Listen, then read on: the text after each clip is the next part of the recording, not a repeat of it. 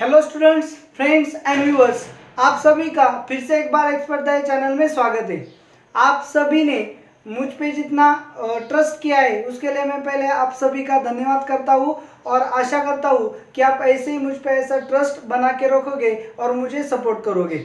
Okay, तो आज का जो हमारा बीसी फाउंडेशन का लेक्चर है वो कोऑर्डिनेट ज्योमेट्री पे बेस्ड है। ओके, तो कोऑर्डिनेट ज्योमेट्री को सबसे पहले अंडरस्टैंड करने के लिए हम सेट ऑफ नंबर्स को देखेंगे। तो सबसे पहला सेट में आता है नेचुरल नंबर, नेचुरल नंबर्स। अब जब हम नेचुरल नंबर्स को स्टडी करते हैं तो नेचुरल नंबर आपको पता होना चाहिए क्या है। नेचुरल नंबर का सेट यानी कि 1 2 3 and so on up to infinite numbers. Okay, तो नेचुरल नंबर का जो सेट है वो क्या है, इनफाइनाइट नंबर सेट है जिसमें इनफाइनाइट नंबर ऑफ एलिमेंट्स है। तो नेक्स्ट सेट जो है वो है होल नंबर। होल नंबर क्या है कि सिर्फ हम नेचुरल नंबर में अगर जीरो को ऐड करोगे तो वो जो सेट बनेगा उसे हम क्या बोलेंगे, होल नंबर बोलेंगे। होल नंबर यानी कि क्या, 0 1 2 and so on up to infinity. Natural number को हम डिनोट करते हैं n से, होल नंबर को हम डिनोट करते हैं w से। तो उसके बाद क्या आएगा, इंटीजर्स। इंटीजर्स को हम डिनोट करते हैं z से। इंटीजर्स यानी कि क्या, अब 0 1 2 तो है हमारे पास, 0 1 2 and so on up to infinity. लेकिन अगर -1 -2 यहां से भी हो तो हम इसे क्या बोलते हैं, इंटीजर्स बोलते हैं। किन्हीं number -3 -2 1 -1 0 1 2 3 and so on up to, तो इसे हम क्या बोलेंगे, इंटीजर्स बोलेंगे। उसके बाद हमारे पास आते हैं रैशनल नंबर्स। क्या आते हैं, रैशनल नंबर्स। और रैशनल नंबर्स क्या होते हैं, रैशनल नंबर यानी कि हम डिनोट करते हैं उसे q से। क्या है रैशनल नंबर्स, कि any number in the form of p by q such that q is not equal to 0। कोई भी नंबर लो p एंड q इस फॉर्म में, लेकिन क्या होना चाहिए, p एंड q जीरो नहीं होना चाहिए। यहां से आप क्या लिख सकते हो, q जीरो नहीं होना चाहिए, p q belongs to z। आप p q z से कोई भी नंबर ले सकते हो लेकिन q क्या नहीं होना चाहिए, जीरो नहीं होना चाहिए। p अपॉन q का कोई भी नंबर अगर हो तो उसे हम क्या बोलेंगे, रैशनल नंबर बोलेंगे। उसके बाद आते हैं irrational numbers. Irrational numbers, irrational number यानी कि क्या, स्क्वायर रूट ऑफ प्राइम्स, इसे हम क्या बोलेंगे, इरेशनल नंबर। जैसे कि 2 आता है, √3 आता है, इसके बाद √5 आता है। चलो इस तरह से पाई भी इरेशनल नंबर है एंड ई भी इरेशनल नंबर है। आप जब क्या करते हो, पाई को पता है, पाई की वैल्यू क्या लिखते हो, 22/7, इसे आप क्या बोलते हो, पाई बोलते हो। लेकिन ये जो है पाई की अप्रोक्सीमेट वैल्यू है, करेक्ट वैल्यू नहीं है। तो आपको ऐसा लगता है पाई 20/7 यानी कि पाई क्या बना, रैशनल नंबर बना, लेकिन ये गलत है। तो आपको समझना चाहिए कि पाई क्या है, इरेशनल नंबर है, वैसे भी ई भी क्या है, इरेशनल नंबर है। तो इसके बाद मास्टर सेट में हमारे पास आता है रियल नंबर्स। क्या आते हैं, रियल नंबर्स। रियल नंबर्स अब आप समझ चुके होंगे कि जहां पे रैशनल एंड इरेशनल आते हैं, दोनों का यूनियन जो होता है उसे हम क्या बोलते हैं, real numbers. They are denoted by R. Real numbers हमें डिफाइन करने के लिए हम क्या करते हैं, एक हॉरिजॉन्टल लाइन लेते हैं। This is horizontal line. यहाँ पे आ गया 0, चलो यहाँ पे आ गया 1, यहाँ पे आ गया 2, यहाँ पे आ गया 3, इस साइड लेंगे -1 -2 -3। इस लाइन पे कोई भी नंबर अगर आप लो तो उसे हम क्या बोलेंगे, रियल नंबर्स बोलेंगे। ओके, इसके ऊपर भी एक नंबर आता है जिसे हम क्या बोलते हैं, कॉम्प्लेक्स नंबर बोलते हैं। आपको यहाँ तक पता है लेकिन कॉम्प्लेक्स नंबर के बारे में पता नहीं है। तो square root of any negative number यानी कि चलो √4 आपने ले लिया तो इसकी वैल्यू क्या आती है, ये तो रियल में एग्जिस्ट नहीं होती, तो इसे हम क्या बोलते हैं, कॉम्प्लेक्स नंबर बोलते हैं। तो ये हमारे स्टडी में आ जाएगा, ये हमारा एक चैप्टर भी है।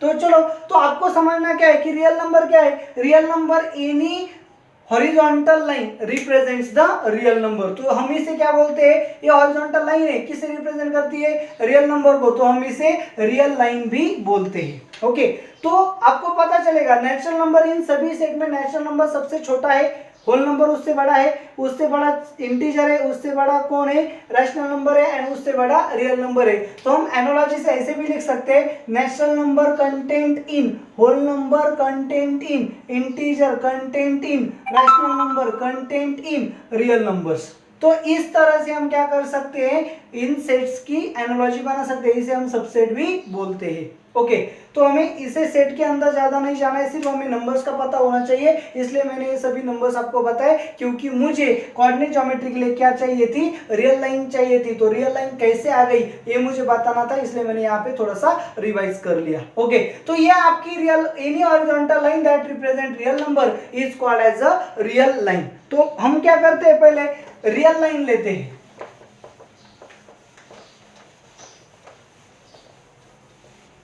ओके, तो हमने यहां पे क्या किया, एक रियल लाइन ड्रॉ कर ली, ये है हमारी रियल लाइन। इस रियल लाइन का जो मिड पॉइंट होता है उसे हम क्या बोलते हैं, 0। उससे राइट हैंड साइड में क्या आते हैं, पॉजिटिव रियल नंबर्स, यहाँ पे क्या आते हैं, पॉजिटिव रियल नंबर्स, एंड इसके लेफ्ट हैंड साइड में क्या आते हैं, negative real numbers, -1, -2, -3 and so on. इसे एरो दिखाया है, इसका मतलब ये क्या होती है, इसी तरह से कंटिन्यू होती है।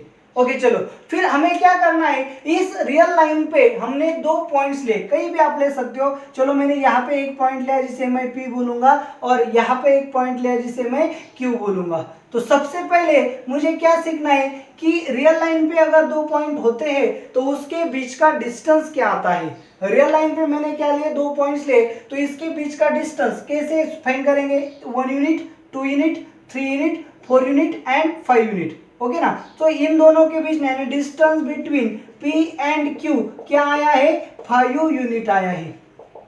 ठीक है ना, तो हमने कैसे फाइंड किया, इसे हम ऐसे भी लिख सकते हैं, coordinate of point, coordinate of point which is at right minus coordinate of point which is at left। यानी कि इस रियल लाइन पे हमने जो 2 पॉइंट्स लिए P एंड Q, तो हमें क्या करना है, उन दोनों के बीच का डिस्टेंस फाइंड करना है। तो 2 पॉइंट के बीच का डिस्टेंस जो रियल लाइन पे, उसे कैसे फाइंड करेंगे, इसके लिए हम क्या करते हैं, coordinate of point which is at right, right P and Q में राइट साइड का कौन है, P है, तो उसका कोऑर्डिनेट क्या है, 3 है, minus coordinate of point which is at left, left को कौन है, Q है, उसका कोऑर्डिनेट क्या है, -2 है। सो 3 माइनस -2 यानी कि 3 + 2 यानी कि 5 यूनिट, ये क्या आ गया, उसके बीच का डिस्टेंस आ गया। ओके ना, तो इस तरह से हम क्या पता है, distance between 2 points on a real line find करते हैं। ओके, तो हमें यहां से अब आगे बढ़ना है, आपको पहले भी पता होगा।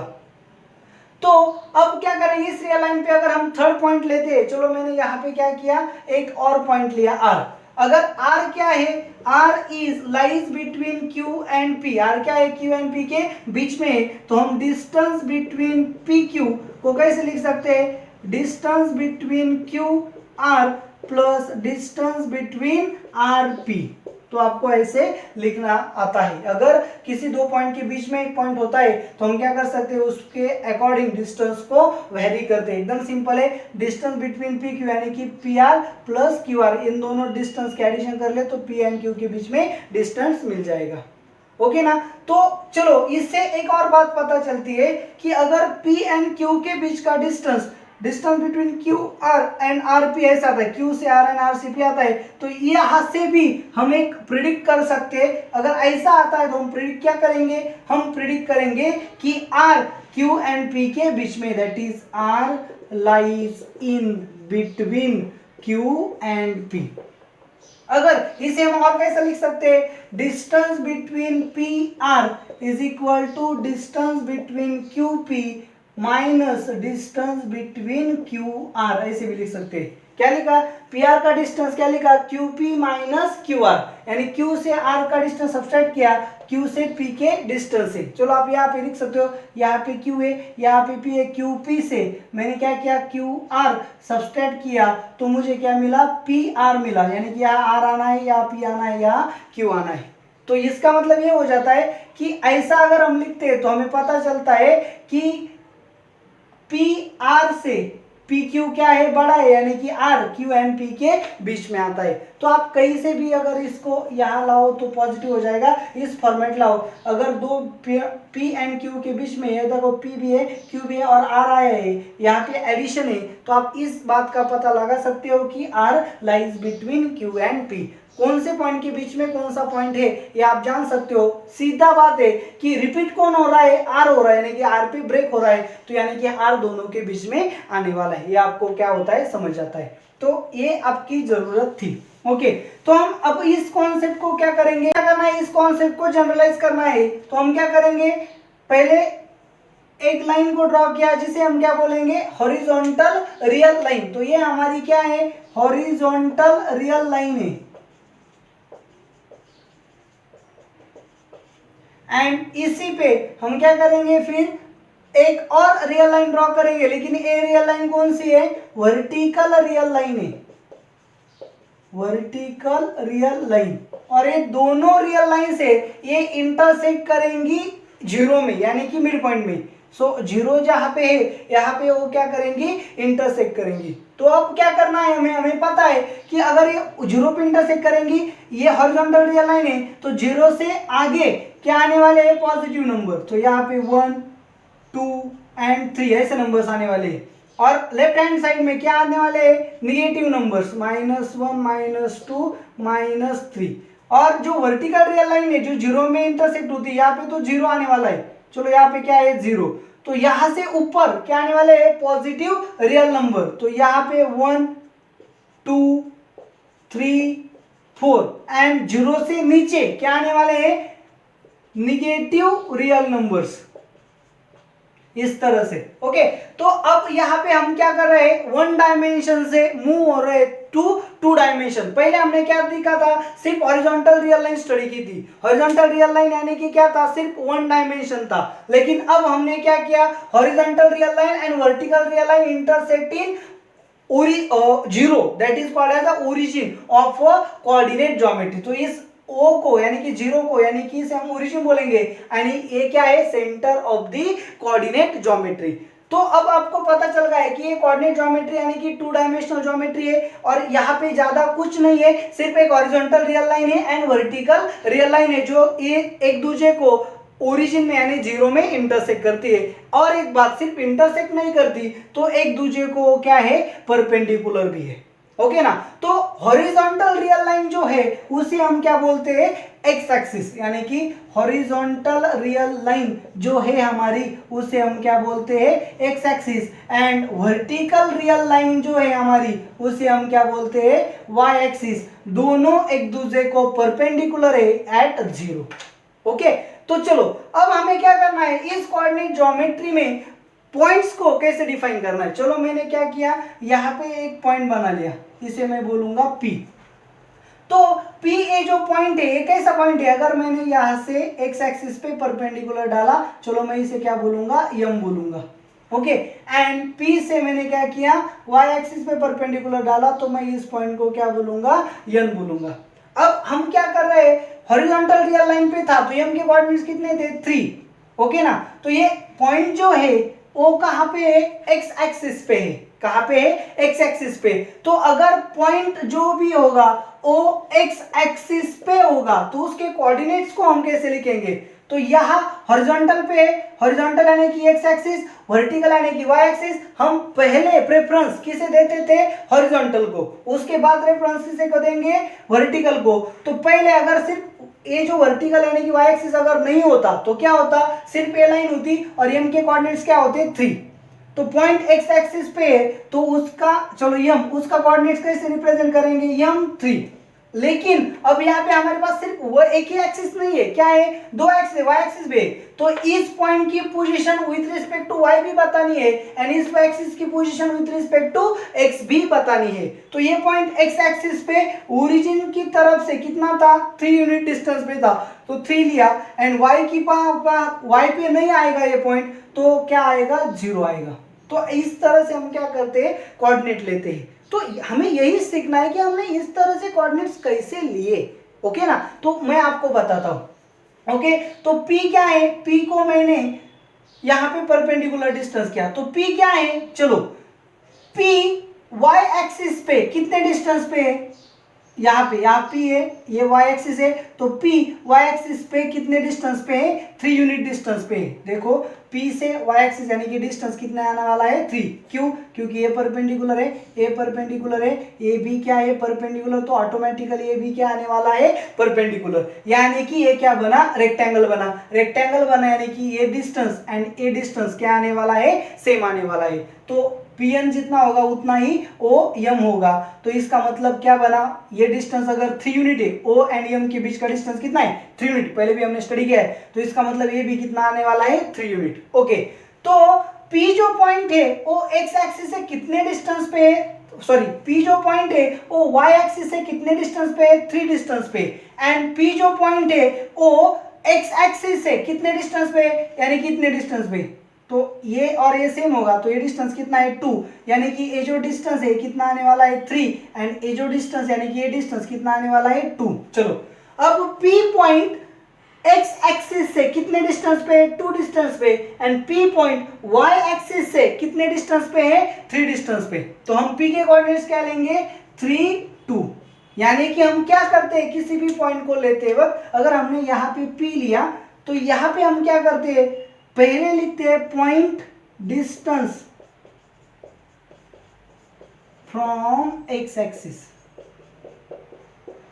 एंड दूसरा पॉइंट क्या होता है, distance from y axis and distance from x axis. हम पहले क्या करते हैं, किसी पॉइंट का डिस्टेंस फ्रॉम y एक्सिस लेते हैं and distance from x axis लेते हैं। तो हम P को क्या जनरलाइज करते हैं, P ऑफ x y से लिखते हैं। तो यहाँ पे अगर P होगा तो हम इसे क्या लिखेंगे, x y लिखेंगे। इसका मतलब x क्या है, उस पॉइंट का डिस्टेंस है from y axis, and y क्या है, उस पॉइंट का डिस्टेंस है फ्रॉम x एक्सिस। यानी कि x कोऑर्डिनेट क्या होता है, किसी भी पॉइंट का x कोऑर्डिनेट क्या होता है, distance from y axis, and y coordinate क्या होता है, उसका y कोऑर्डिनेट होता है डिस्टेंस फ्रॉम x एक्सिस। तो इसके लिए भी हम क्या लिखते हैं, साइन कन्वेंशन लिखते हैं। अगर ओरिजिन से राइट साइड में लेंगे तो पॉजिटिव लेंगे, ओरिजिन से लेफ्ट साइड में लेंगे तो नेगेटिव लेंगे।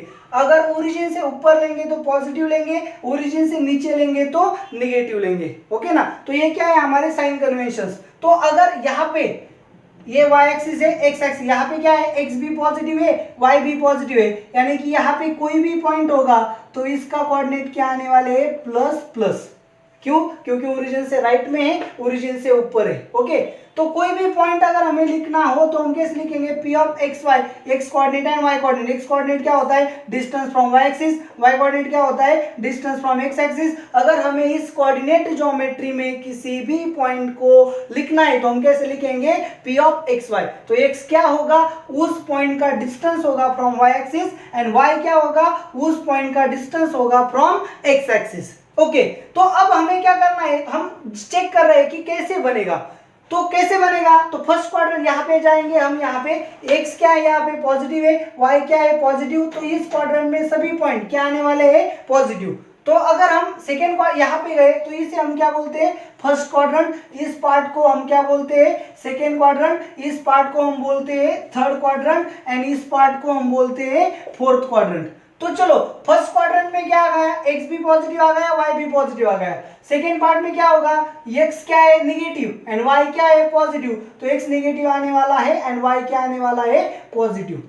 तो थर्ड क्वाड्रेंट में क्या होगा, x कोऑर्डिनेट जो आएगा वो क्या आएगा, नेगेटिव, y कोऑर्डिनेट क्या आएगा, नेगेटिव, यानी थर्ड क्वाड्रेंट में दोनों भी नेगेटिव आएंगे। फोर्थ क्वाड्रेंट में क्या होगा, x आएगा पॉजिटिव, y आएगा नेगेटिव। पहले x लिखते हैं, दूसरा y लिखते हैं। हमेशा याद रखो, पॉइंट को जब आपको लिखना है तो आप कैसे लिखोगे, पहले x कोऑर्डिनेट को लिखोगे और फिर बाद में y कोऑर्डिनेट को लिखोगे। तो फर्स्ट क्वाड्रेंट में वो दोनों पॉजिटिव होंगे, नेगेटिव पॉजिटिव, थर्ड क्वाड्रेंट में बोथ नेगेटिव, फोर्थ क्वाड्रेंट में पॉजिटिव नेगेटिव। तो इस तरह से आपके क्या आने वाले हैं, क्वाड्रेंट के साइंस और पॉइंट के साइंस आने वाले। ओके, तो हम क्या बोलते हैं, हॉरिजॉन्टल रियल लाइन को यहाँ पे हम बोलेंगे x axis, origin negative x axis, y axis origin negative y axis, तो एक्स ओ एक्स डैश ये हमारी रियल लाइन है हॉरिजॉन्टल यानी कि x axis, y O y dash ये हमारी वर्टिकल रियल लाइन है यानी कि वाई एक्सिस। तो अब हम यहाँ पे अगर पॉइंट ले, यहाँ पे मैंने लिया पी पॉइंट, तो मुझे इसके क्या लिखने हैं कोऑर्डिनेट्स। तो क्या करेंगे, सबसे पहले पी से एक्स एक्सिस पे परपेंडिकुलर ड्रॉ करेंगे। तो एक्स पे पी एक्सिस यहाँ पे कितना आ गया, यहाँ पे आ गया 4, और वाई एक्सिस पे परपेंडिकुलर ड्रॉ करेंगे तो यहाँ पे आ गया ये 2। तो क्या करेंगे, P का x कोऑर्डिनेट यानी कि क्या होता है y एक्सिस से डिस्टेंस, P का x coordinate and y coordinate, इस तरह से हम पॉइंट को रिप्रेजेंट करेंगे। तो P का x कोऑर्डिनेट यानी कि क्या, इसका डिस्टेंस फ्रॉम y एक्सिस, क्या है y डिस्टेंस, ये यानी कि ये, तो यहां से ये कितना है 4a, एंड P का y कोऑर्डिनेट यानी कि क्या, P का y कोऑर्डिनेट यानी कि P से x एक्सिस का डिस्टेंस, क्या है P के x एक्सिस डिस्टेंस यानी कि इतना मतलब ये, यानी कि कितना आएगा डिस्टेंस 2 आएगा। सो P के कोऑर्डिनेट्स क्या आने वाले हैं P 4 2। तो चलो मैंने यहाँ पे अगर पॉइंट ले लिया, यहाँ पे मैंने क्या लिया पॉइंट, चलो मैं इसे बोलूंगा Q। तो क्या करेंगे, सबसे पहले Q से हम क्या करेंगे, x एक्सिस पे परपेंडिकुलर ड्रॉ करेंगे एंड Q से y एक्सिस पे परपेंडिकुलर ड्रॉ करेंगे।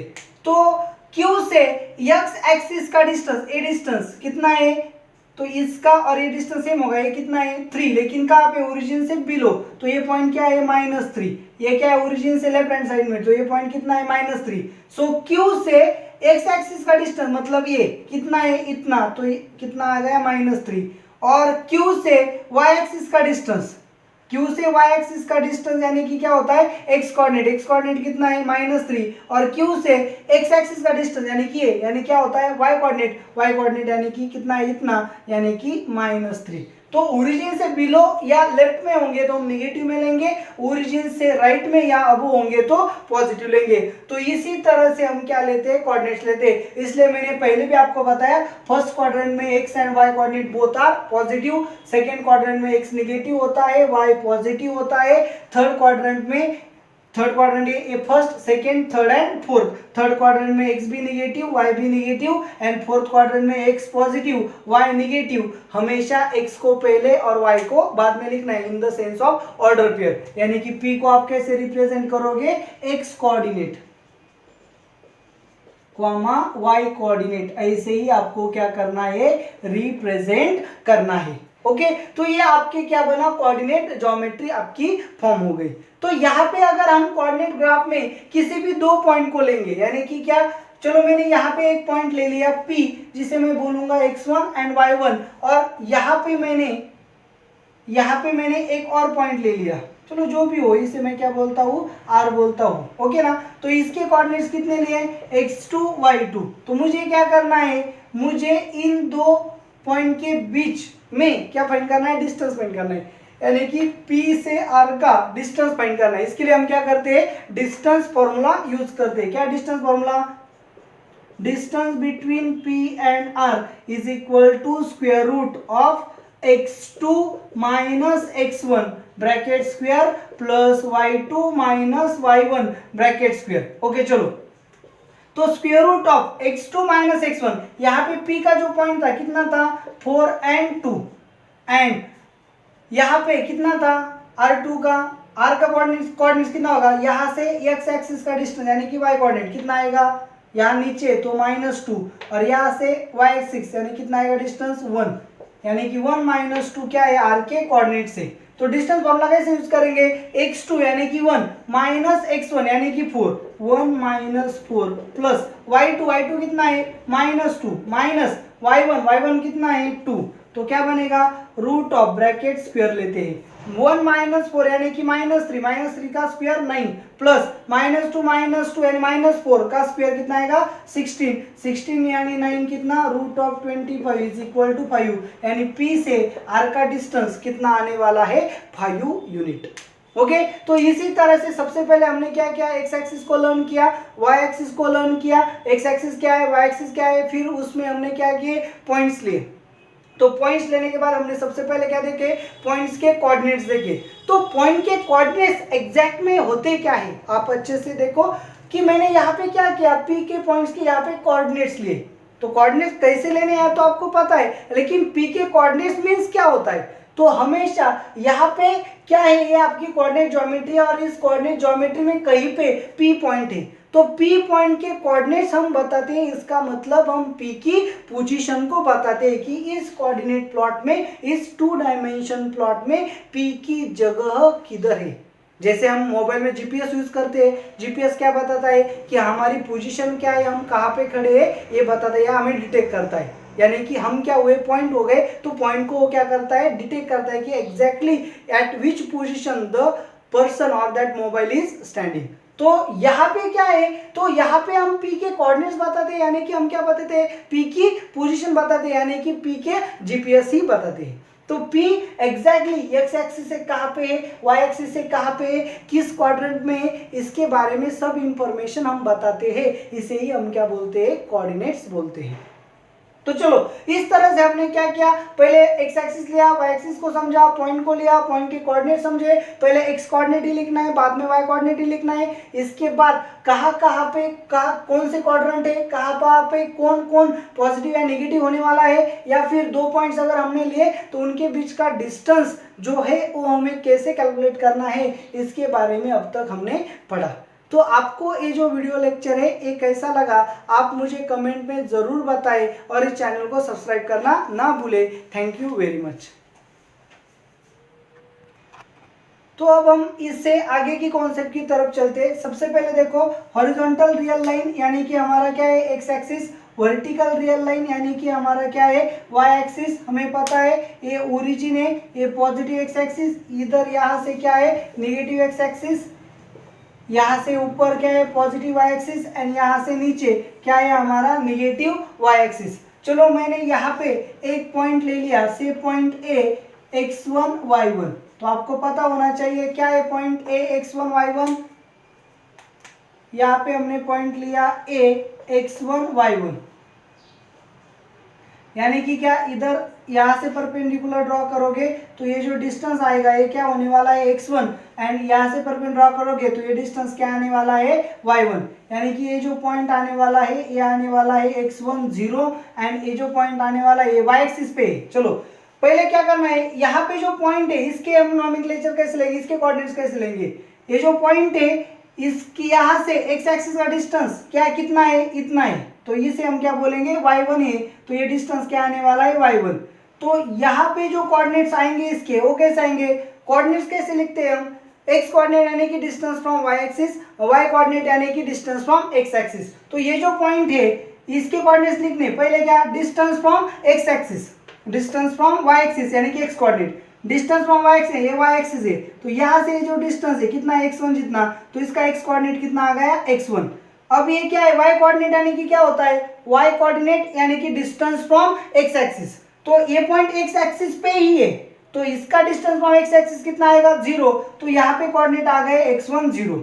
तो यहाँ देखो अब ये जो पॉइंट है कहाँ पे है, y एक्सिस पे है, तो y एक्सिस पेयर ही है, तो y axis distance from y axis कितना आएगा 0, क्योंकि वो खुद कहाँ पे है, y एक्सिस पे है, y एक्सिस पे होने के कारण डिस्टेंस फ्रॉम y एक्सिस कितना आएगा 0, डिस्टेंस फ्रॉम y एक्सिस यानी कि x कोऑर्डिनेट कितना आएगा 0।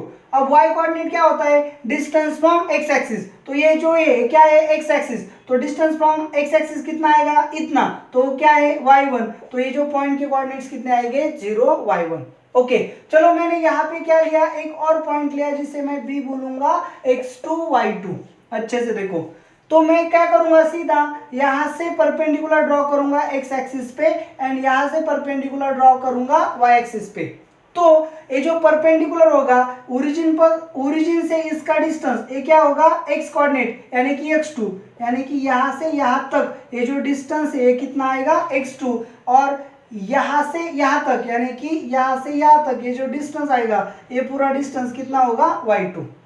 ओके ये जो पॉइंट होगी इसके कोऑर्डिनेट्स क्या होंगे x2 0, क्यों, क्योंकि x एक्सिस पे, और इसके कोऑर्डिनेट्स क्या होंगे 0 y2 क्योंकि ये y एक्सिस पे। चलो इसका तो हमें पता है। अब हम क्या करना है कि a से b को हम क्या करेंगे, ज्वाइन करेंगे और इसको अगर एक्सटेंड करेंगे तो देखो क्या बनेगा, ये जो लाइन है ये यहाँ पे मैं क्या बोलता हूँ, सी बोलता हूँ। चलो तो ए टू सी जो ये सेगमेंट है, ये सेगमेंट क्या है, एक्स एक्सिस को पैरेलल बनेगी। क्या बनेगी, एक्स एक्सिस को पैरेलल। तो अगर ए एक्स एक्सिस को पैरेलल बनेगी एंड ये इसकी क्या होने वाली है, सेगमेंट, तो क्या बनेगा, यहां जो एंगल बनेगा एंड यहां पे जो एंगल बनेगा वो क्या बनेगा, सेम बनेगा। ठीक है, तो फिर यहाँ का जो एंगल बनता है मैं इसे क्या बोलूंगा, थीटा बोलूंगा। तो सेम एंगल यहाँ पे बनेगा उसे भी क्या कहेंगे, थीटा। क्यों, क्योंकि ये दो लाइन क्या है, पैरेलल, और ये क्या है, ट्रांसवर्सल। तो ये एंड ये एंगल क्या होता है, सेम होता है। तो चलो यहाँ पे आप ट्रिग्नोमेट्री आपको पता है कि क्या, टेंजेंट ऑफ थीटा, यानी कि क्या लेना है, टेन थीटा। टेन थीटा यहाँ पे लेंगे। चलो ट्रायंगल ए सी बी में सी के कोऑर्डिनेट्स क्या होने वाले हैं, यहाँ पे आएगा x2 x coordinate and y यहाँ पे क्या आएगा, y1। x2 y1 क्या है, सी के कोऑर्डिनेट्स है। तो अब क्या करना है, हमें टेन थीटा लेना है। टेन थीटा क्या होता है, opposite side upon adjacent side. ये क्या बनेगा, 90 डिग्री। अपोजिट साइड यानी कि कोण BC अपॉन एडजेसेंट साइड यानी कि कोण AC।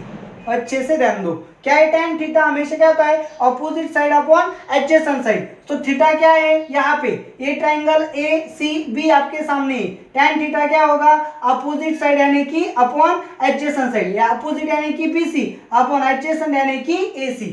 तो BC जो है, BC यानी कि क्या, B से C का डिस्टेंस। चलो अच्छे से ऑब्जर्व करो।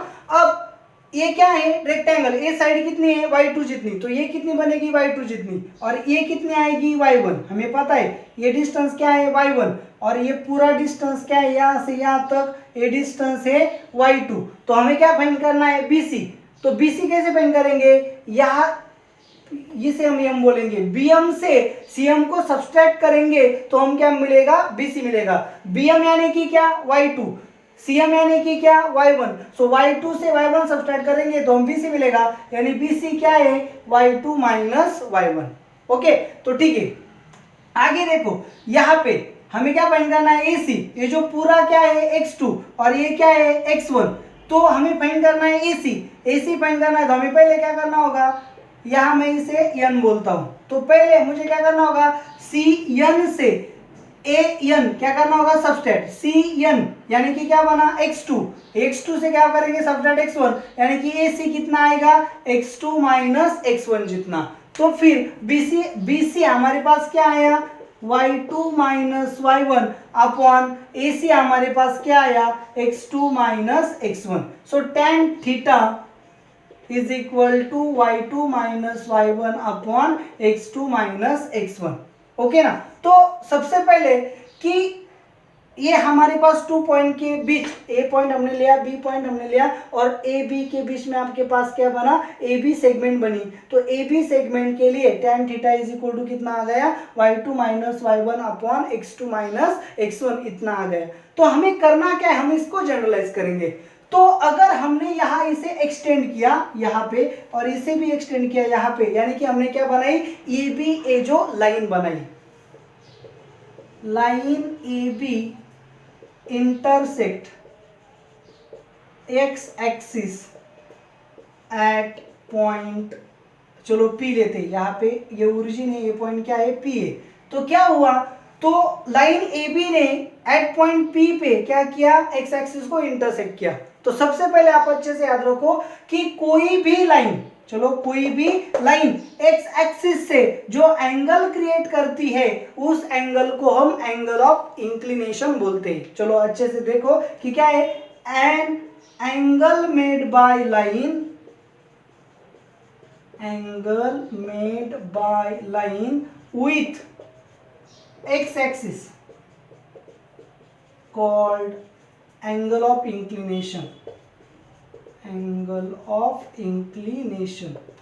तो हम क्या बोलेंगे उसे, एंगल ऑफ इंक्लिनेशन बोले, यानी थीटा क्या है, लाइन AB का एंगल ऑफ इंक्लिनेशन है। And tangent of angle of inclination, tangent of angle of inclination is called slope. Tangent of angle of inclination, tangent यानी कि क्या, टेन, एंगल ऑफ इंक्लिनेशन यानी कि क्या, थीटा, यानी tan theta is equal to क्या होगा, स्लोप ऑफ लाइन होगा। तो यहाँ पे tan थीटा कितना है, y2 minus y1 upon x2 minus x1 है, एंड tan थीटा यहाँ पे क्या है, स्लोप ऑफ लाइन है। सो यहाँ पे हम क्या लिख सकते हैं, स्लोप ऑफ लाइन लिख सकते हैं। अब लाइन कहाँ से पास हुई है, ए बी से, तो इसे हम स्लोप ऑफ ए बी भी बोल सकते हैं, स्लोप ऑफ ए बी, या फिर इसे हम क्या देखेंगे, स्लोप ऑफ सेगमेंट भी बोल सकते हैं। तो चलो यहां से हम जनरलाइज क्या करेंगे, जनरलाइज हम करेंगे कि अगर कोऑर्डिनेट सिस्टम में आपने यहाँ पे एक ए पॉइंट लिया, यहाँ पे दूसरा बी पॉइंट लिया, तो ए के कोऑर्डिनेट्स आपके पास क्या है, x1 y1, बी के कोऑर्डिनेट्स आपके पास क्या है, x2 y2, तो आप क्या करोगे, ए बी सेगमेंट को ज्वाइन करोगे।